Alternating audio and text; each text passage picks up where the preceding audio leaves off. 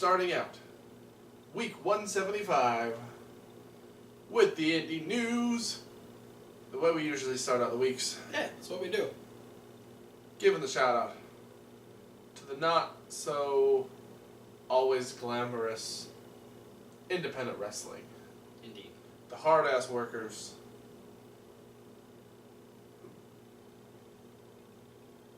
Bust themselves up every weekend for our enjoyment. Yeah. Sometimes for only like $10. Yeah, indie wrestlers don't get paid that much. Not as much as you hope, man. Not as much as you hope. But Austin Aries has gone on to say that he'll make more money working the bingo halls than him or any of the guys would have on 205 Live. That's sad. But we're not talking about Austin Aries at all. No, we're talking about more different indie wrestlers, starting with results Friday. Anything from you on Friday? Nope. Nope. Well, I had the Jim Lynam Memorial Tournament Night 1 over at AEW. Yeah. Where Zema Ion defeated Andrew Everett, ACH defeated Kurt Stallion, Mark Haskins defeated Eddie Kingston, Jeff Cobb defeated Zachary Wentz, AR Fox defeated Desmond Xavier, Myron Reed defeated Cage, shocker. What? Sammy Callahan defeated Matt Fitchett, and Michael Elgin defeated Penta El Cero Miedo. That was the first round of the tournament. In non-tournament matches, Keith Lee and Shane Strickland defeated Matt Riddle and Zack Sabre Jr. And for the title, Phoenix successfully defended it against Trevor Lee. I just had Lee on there. Yeah. It's Trevor.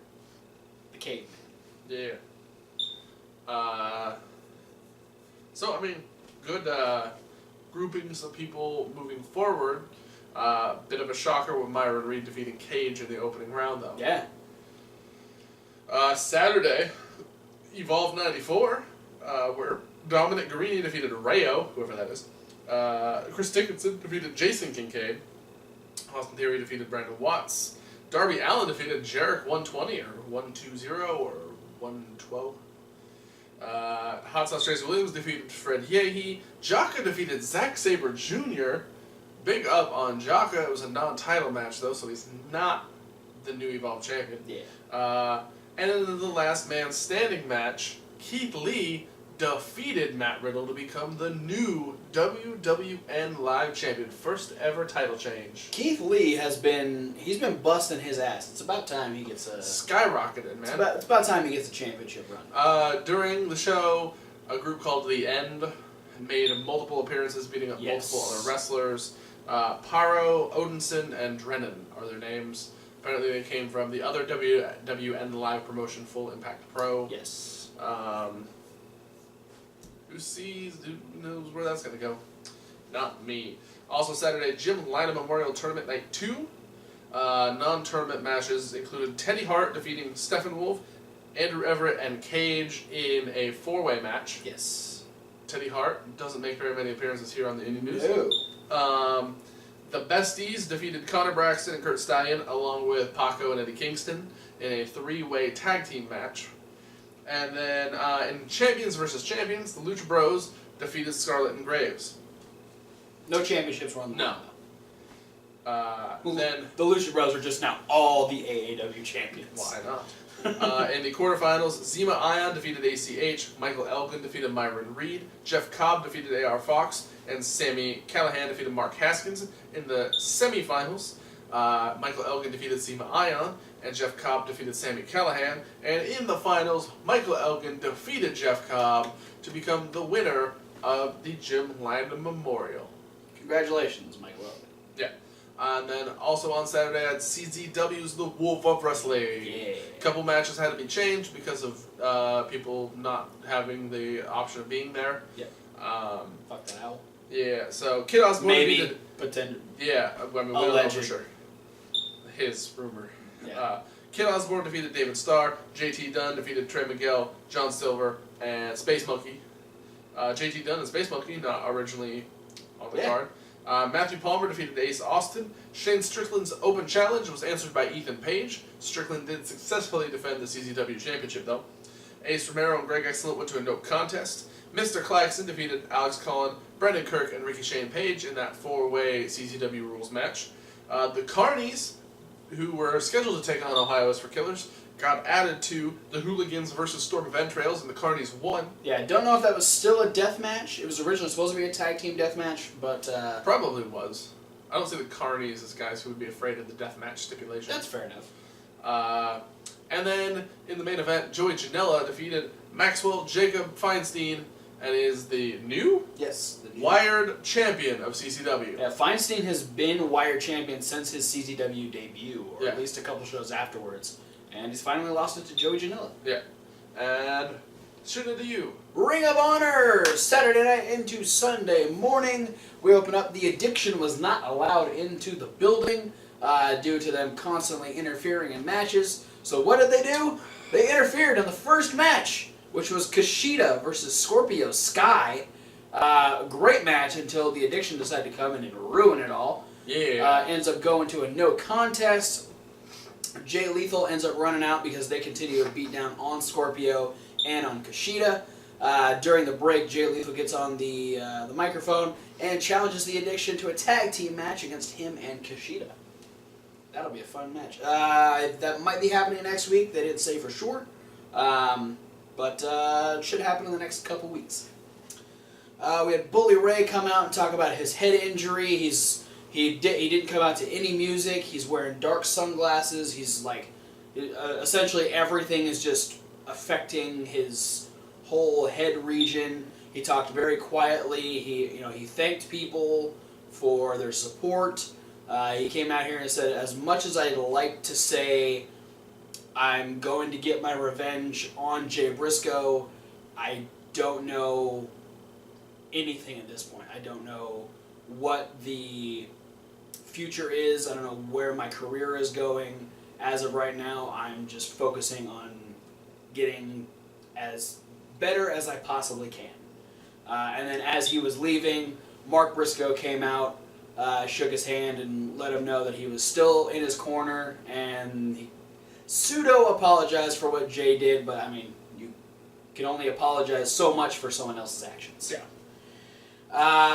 We also found out next week we're going to have the four-way elimination match to determine who's going to face Kenny King for the ROH television title. That'll be Shane Taylor, Chucky T, Mark Briscoe, and Punishment Martinez. We had Cody sign his ROH contract along with the Bullet Club. Even the Young Bucks' dad was in the ring. The old Buck. Yes. Senior Buck? Mr. Jackson is what they... Buck Senior? Buck Senior. He literally looks the like... one Buck? If you smashed the Young Bucks together, yeah, that's exactly what their dad looks like. It's crazy. And so it's the time where you can definitely tell that they are actually brothers. Yes, absolutely. He's got Matt's hair and Nick's face. It's the one Buck. What it is they just did the fusion dance in a different dimension. And they got old. So Cody ends up... interesting situation here because Cody is out there, with a couple members of the Bullet Club. His wife is out there and everything, and Shane Taylor was out there as well. And Cody gave him a little bit of money, told him to stand outside the ring, just right next to the timekeeper's table. Yeah, well, we know now that Shane Taylor is not above taking payoffs. Yeah, that's... Shane Taylor's kind of taking it upon himself to be like a one-man APA scenario. Yeah, he's essentially he's a hired gun. Yeah. He's a bodyguard. He's whatever you need him to be. When you're that size, though, and able to do it, why the hell not? Yeah. So he stood at ringside for the whole signing of the contract. The Bullet Club ended up leaving, and Cody said he was in such a good mood. He was at his first night under contract to Ring of Honor. He said that he felt so good he was going to defend his championship. He was in his suit. He wasn't even going to get in his gear. He was going to defend his championship against the guy who challenged him for the championship. He's the second most popular guy in Ring of Honor. He's got a great entrance, The crowd is already chanting. They're chanting Dalton Castle. Colt Cabana and Ian are freaking out. They're saying, yeah, we want the match. And he goes, that's it. I'm going to give it to you guys. The second most popular guy in Ring of Honor. I'm going to defend my championship against Cheeseburger. So we had Cody versus Cheeseburger, and Cheeseburger actually took it to Cody quite a few times during this match. It's one of those fun, like, surprise type moments. It's like when we had those few gleaming glimmers of hope when, like, James Ellsworth actually got offense on AJ Styles. He beat AJ Styles a couple times. Yeah, but I mean, like, when he beat him, it was because of Dean Ambrose. But, you know, like, when Ellsworth would actually, like, hit the super kicks or the other moves on AJ, and we'd just be like, holy shit. Yeah. Same sort of scenario. Yeah, very much. But in the end... It's one of those ones where, as much as you might hope that it could happen, and as entertaining as it would be, no. But in the end, Cody made Cheeseburger submit to the American Deathlock. And then gave a little bit of extra money to Shane Taylor for staying out there through the match. Essentially, I'm assuming that he was trying to keep Dalton Castle and or the boys away from the ring. Probably. And then in the main event, we had a 6-man tag team match where the Kingdom defeated Search and Destroy. That was the Motor City Machine Guns and Jonathan Gresham. Fantastic match. But after a while, due to the chaotic nature of the Kingdom, they all have their signature weapons are out there. TK O'Ryan was trying to use the bat. The referee was trying to take it away, and Sabin was trying to actually grab TK O'Ryan through the ropes. So the referee was like trying to stop Sabin and trying to grab the bat. So he was distracted. Matt Taven ended up hitting Sabin in the back with his walking stick, and yeah, he ended up being rolled up, and the Kingdom picked up the win. So you can say the Kingdom are probably in the hunt for another potential shot at the ROH 6-man tag team titles. Yeah. But that is yet to be announced. We will find that out later on. That is it for Ring of Honor. Back to you, sir. Yeah, because on Sunday we had Evolve 95. Getting right into it, Shane Mercer defeated Mikey Webb. Jerk 120 defeated Brandon Watts. Dominic Garrini defeated Cyrus Satin. Austin Theory defeated Jason Kincaid. Keith Lee defeated Darby Allin. Shocker. Doom Patrol defeated the Jim Nasty Boys and the Ugly Ducklings. And Fred Yehi defeated Matt Riddle. An actual bit of a shocker. And Zack Sabre Jr. successfully defended the Evolve Championship from Hot Sauce Tracy Williams. Yes. That's it for results. That's all we got. News story.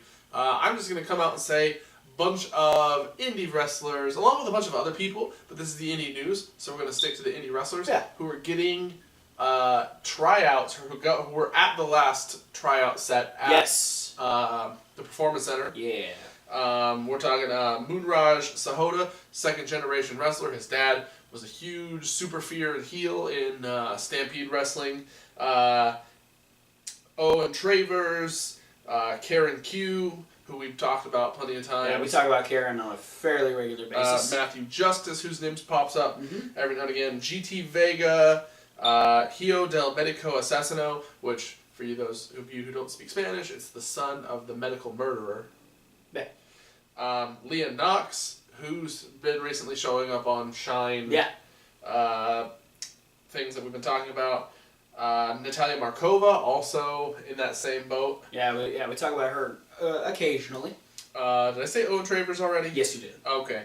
How about Pacific Northwest being represented? That's our region of the country. Carlina Gore of Seattle and Alexander Hammerstone. And Madison Rayne, former TNA Knockouts champion. I mean, she's... I guess it's never too late to go to WWE, but she just seems like she's had quite the career already just because she spent so much time in TNA. Yeah. But hey, I mean, why the hell not? I'm not gonna say no to seeing Madison Rayne on TV. No, I mean, TV that I'd watch at least. Look at some of the people who are in there right now, though. Like Mickey James, and the fact that Asuka's been wrestling for quite a while now. And even like Alicia Fox is just recently talking about on Raw, saying that she's been in Raw. She finally got her first t-shirt. Yeah. On Raw for 10 years. Yeah, that's insane. Doesn't feel like it. But yeah, all those along with a bunch of other people, a bunch of football players. Yeah. Some A boxer. fitness models. Yeah, a giant 7-foot Chinese boxer. A couple other athletes, and there's one other person that was popped into my head, but I don't remember. Well, if you remember, yeah, let us know. I'm going to talk about Matt Jackson firing back after the cease and desist. ROH just did their Global Wars, and iPay-per-view. Yeah, go watch that. So they were doing a few things. They ended up having the Bullet Club out there in the ring. Kenny Omega talked about coming over and doing more shows in North America because he doesn't get to come over very often. He's always so busy over in Japan. But then Matt Jackson started to talk about the fact that, here, I've actually got the promo right here. A transcript? Yes. His first thing was, I want to say how much I love this company, Ring of Honor, and I'm not just saying that. I love this place for a certain reason. I can say whatever the hell I want, and I'm not going to get a damn cease and desist letter. I love this company so much. I have the benefit and the freedom to take a selfie with whoever I damn well please. Jimmy Jacobs. Jimmy Jacobs. This incited the crowd to start chanting "Fuck Vince," and Kenny got a little nervous and was like, "Okay," and so Matt just didn't care, and then talked about how You think because you own a billion-dollar company that you can take away a silly hand gesture away from us? You're not taking it away from us. You're taking it away from all of these fans. So now they now have their own, their brand new hand gesture. Completely original. Yeah. And not anything like the Too Sweet. Yeah, one sweet me, bro. Yeah. And then Kenny Omega followed it up with, you can take our hand gestures, you can take our catchphrases, but you'll never take our freedom. As a true Braveheart. Bullet Club not giving a damn what WWE and Vince McMahon had to say. Good for them, because I felt the way Nick said this is exactly how I felt when the cease and desist came. It seems like it's an extremely petty thing for WWE to try and go after. It's not even a WWE thing. Like, the only person in WWE that uses it now is Finn Balor. I think that's why they want to have the Too Sweet, is so they can market more Finn Balor merch to be like Bullet Club merch. But he doesn't say it that often. He says it occasionally. Unless you're going to get him saying it and doing it to every single person that's out there. No, for him, it's just because they want to keep marketing him as a Balor Club. That's fine. Just be Balor Club. You don't need Too Sweet. Just do the hand gesture. No one gives a fuck. Apparently Vince does. Apparently. But that's it for news. It's time for upcoming shows. Where, once again, I have none. Yeah, on Friday the 20th, I've got 3 shows coming at you. How about Attack Pro Wrestling, presenting Body Slams and Control and Money and Power. Mm-hmm. And but no matches. PWG All-Star Weekend, Night 1. Yeah. That's the night of PWG that I look forward to almost as much as I look forward to Bola Weekend, because it's essentially kind of like a Bola Weekend, but with one less day. There's a lot of good names on this show. Where we're going to have Adam Brooks versus Mark Haskins, Travis Banks versus Flash Morgan Webster. Freaking a lot of international talent being flown over for this one. Joey Janela versus Trevor Lee, Keith Lee versus Jonah Rock, Ricochet versus Walter, Flamita versus Sammy Guevara versus Ray Horace. That's going to be awesome. Holy shit, that's and gonna be good. The Lucha Bros versus the Chosen Bros for the tag titles. Nice. And then we're going to have Shine 46 in Ybor City, Florida. Candy Cartwright versus Arya Blake versus Jordan Grace has been announced. And the 3 championship matches have been announced, which are Priscilla Kelly defending the Nova Championship against Santana. LuFisto defending the Shine Championship against Vanessa Craven, and Evilise and Mercedes Martinez defending the tag titles against Holly Dead and Thunder Rosa. Yeah. On Saturday, we're going to have All-Star Weekend Night 2 for PWG, which is going to have Ray Horace versus Matt Sydal. Holy shit. Adam Brooks versus Jonah Rock. Travis Banks versus Trent. Joey Janela versus Marty Skrull. The Young Bucks versus Mark Haskins and Flash Morgan Webster. Hell yeah. Zack Sabre Jr. versus Walter. And Chuck Taylor defending the PWG Championship against Ricochet, because Ricochet won Bola, and that's what you get for winning Bola, is a guaranteed shot at the PWG Championship. Getting that right quick. That should be fun. Yeah. I'm excited for a lot of those matches. Ricochet's, if I'm not mistaken, Ricochet's very first match was against Chuck Taylor. Oh, in Chikara? Yeah. Oh, wow. I'm pretty sure Chuck Taylor is one of the people who trained Ricochet. Was that back when he was Helios?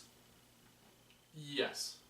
But I mean, he was still Ricochet all over the place. Oh, was he? He was just Helios and Chikara? Mm-hmm. Gotcha. I think he might have still been Ricochet at the time when he debuted in Chikara. Oh, okay. All right, well, that is Super big frizzy hair. Yeah.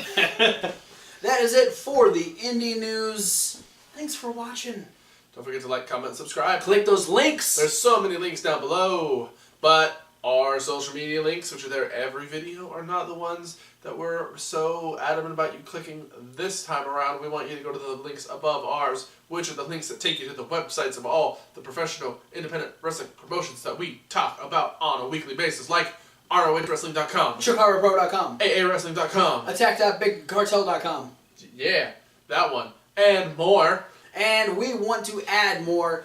This is where you want to click on those social media links, because using those social media links, send us links to your favorite and or local promotion, or your favorite local promotion, whether it's their Facebook page, their What about websites. your local favorite? You're just going to add a new one every week.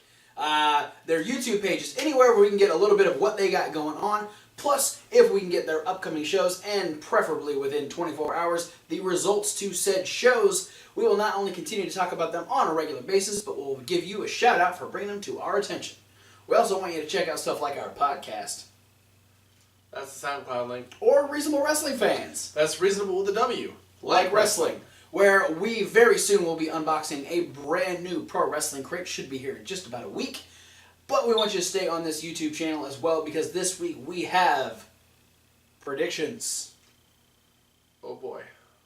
The predictions of tables, ladders, and chairs.